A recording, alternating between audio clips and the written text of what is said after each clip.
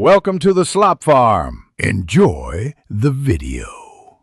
You start by verifying your F30 head unit and firmware. This determines the path.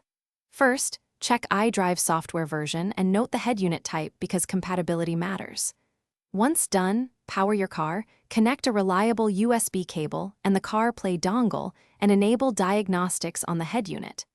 Make sure your iPhone is updated and Bluetooth is off initially. You want a clean USB handshake. Keep VIN and a laptop with the diagnostic tool at hand to authorize the module. Next, connect your NIT or OBD adapter between laptop and the car and launch your coding tool.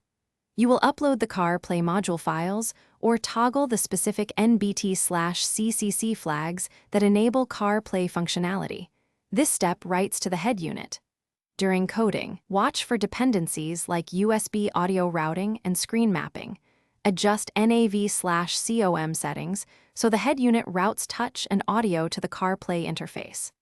Once coded, reboot the head. To finish, plug your iPhone into the USB port and accept any CarPlay prompts.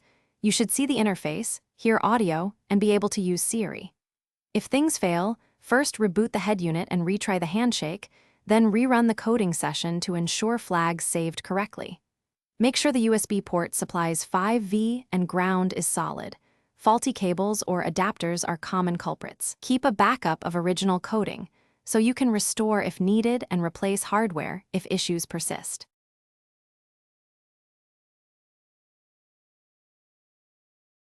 Thanks for watching. Consider subscribing if we helped you today.